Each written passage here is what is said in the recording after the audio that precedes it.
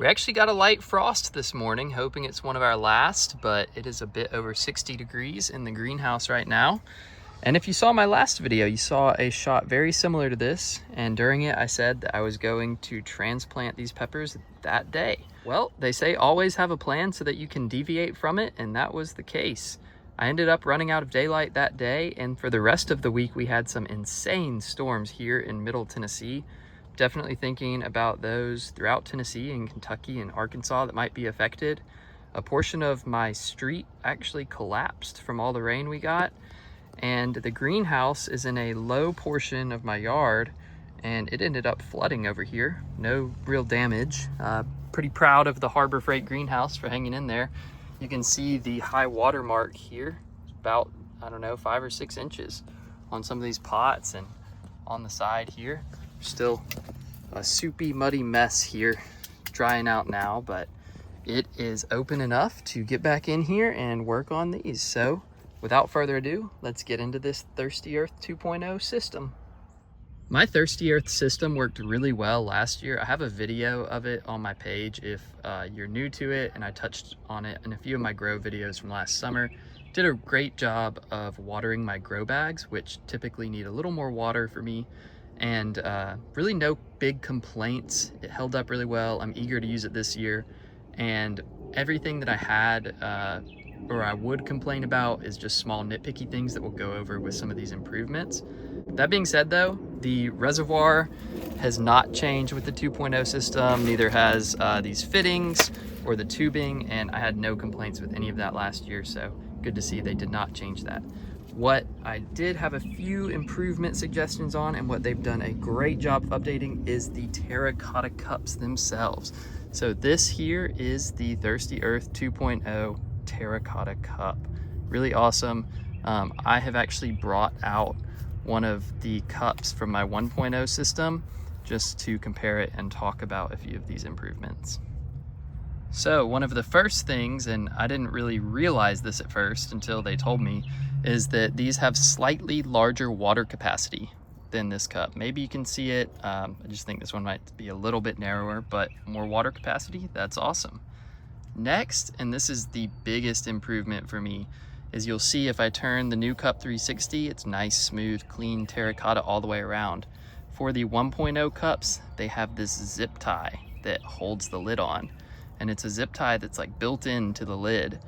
I didn't have any big complaints with this until the end of the year when I went to dig all of these up, and you can see I got roots stuck in them, growing between them and the terracotta all the way around, and that was honestly a big chore to try to pull them out. I ended up leaving a lot of them like this just because they dried out over the winter and are much easier to pull out now, but very difficult to pull some of these cups up just with the amount of roots growing through them. Good to see. That shows they're working, that the roots wanted to come attach themselves to this terracotta, but with the zip tie just made it difficult to pull it out. And the purpose of that zip tie was to hold the lid on. So it was with it holding the lid on, there's really no way to take this lid off. Like if you got something in here, wanted to rinse it out. I didn't have an issue with getting stuff in there. I think if I shake it, I can hear a little bit of grit in there, but nothing crazy. However, if I did get something in there, I don't know how I would have gotten it out, just because this is pretty permanently attached. Whereas with the new cups, this is super awesome. Again, clean all the way around. They have made the lid threaded. So very cool. I can just attempt to do it with one hand. I can unscrew this lid here. It's got nice beefy threads that'll definitely hold up with it being buried and stuff. But, and you can see right in. So this is awesome. Be able to take the lid off, rinse it out. If you get anything in there, easy to get it out. So really excited for that, and that zip tie being gone, like I said, definitely takes care of my main complaint with these things. I think the only other improvement, these had a bleed screw on them to bleed the air. I did normally bleed the air through the cap nut anyway, so they got rid of that. I guess most customers did the same, so they got rid of that. Just looks a little cleaner on top. I got a lot of water and stuff kind of stuck in this lip too, so it's cool to see that they've made it where it'll shed water. Obviously with these you don't have to traditionally water your plants, but After rain, occasionally I would see water kind of pooled up in here, and I don't know if that's enough water for mosquitoes, but it's good to see that these just won't pool water right there. So needless to say, I'm super happy with these new 2.0 cups. Very clean looking, and I'm thankful for Thirsty Earth for listening to customer feedback and providing these updates. Super excited to use these in the garden this year. They sent me the 6-cup kit, so I'm about to get those set up and get these peppers transplanted into these grow bags. These are 5-gallon grow bags. They're the same ones I used last year with the Thirsty Earth system and my white Fatali pepper plants. To refresh the soil a bit, I've got my homemade compost here, just mainly kitchen scraps and stuff, but it is looking good. And I'm just gonna add a couple scoops of it to each one of these bags. And then once I got it added, just kind of give it a little mix, get these refreshed. Okay, pots are all refreshed. It's time to bury these things. So I can get away with 1 per pot just because these are 5-gallon grow bags. And I did learn last year that it's important to bury these till all the terracotta is covered. They will settle some throughout the summer, but I noticed when the soil settled and some of the terracotta was exposed, I had to refill my reservoir a lot more often. So now I'm just going to dig a hole for each of these and bury it up.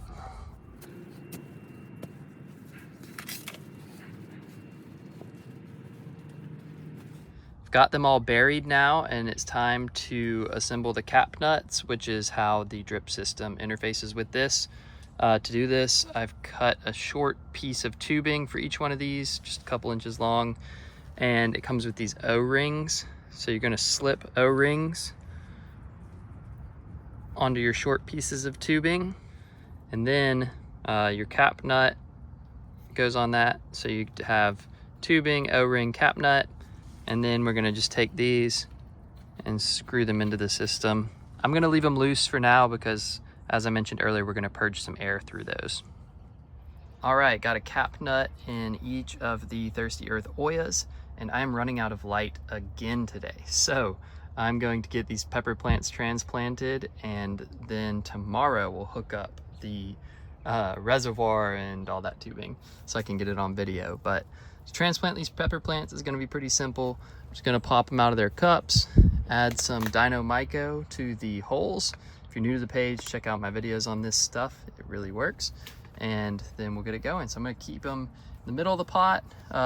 When I buried the Ollas, I did them all off center a bit. I meant to mention that.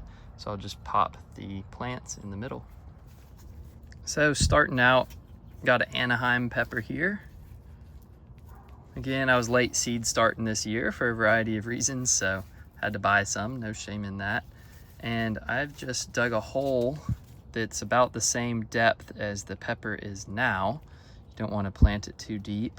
So I'm gonna take that hole that I have dug, a little bit of the Dino-Myco. You don't need too much, maybe just like a teaspoon. And you want the roots to come in direct contact with it. So this one has really good roots. We're just gonna set him right there. And then add some soil, firm it up. That's it, first pepper transplanted of 2025. Now's as good of a time as any to mention, if you're enjoying this video, please give it a thumbs up. It really helps out my page and encourages me to continue to put out videos. Thanks. All right, guys, back out in the greenhouse today, finishing up, hooking up this Thirsty Earth 2.0 system. As with the first system, we just have these push to connect fittings. These haven't changed. And as the name of them implies, you just push them on to connect. I think the only big tip here is you want to make sure the cut on your tubing is square to the tubing, like 90 degrees. You know, if you cut it at an angle, you could introduce leaks into the system. So just push that in, and there we go. So that's what each of our stems are going to look like, except for the one on the very end. We do have a 90-degree fitting for that, just to terminate the line into the last one. But I'm going to hook these all up and then hook the tubing to the reservoir.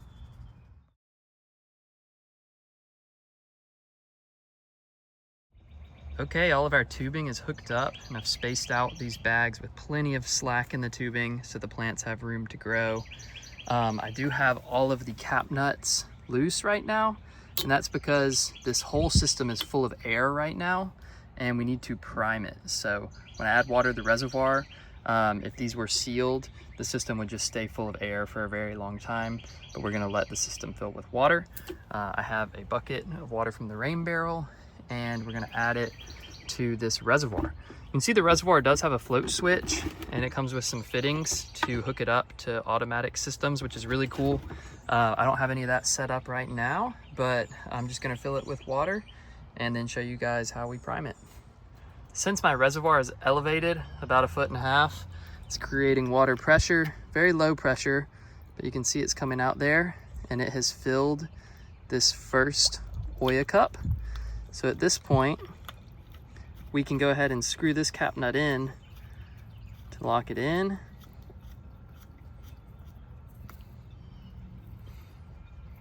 No more water's coming through there, so now the water will continue to feed, and it should begin to come out this one and fill this next cotta cup. So I'm gonna wait until the cup is completely full, and then we'll screw this one in, and we'll just continue going down the line doing that until they're all filled up till the end. Okay, there it is, end of the line. So our system's now fully primed with water. I'm so stoked to use less water while growing these plants this year, and really excited to continue testing this Thirsty Earth 2.0 system. Love my 1.0, but excited for this 2.0, the improvements that come with it. Be sure to subscribe if you want to follow along with these plants and all my others for this 2025 growing season. Thank you, Thirsty Earth, and thank you for watching.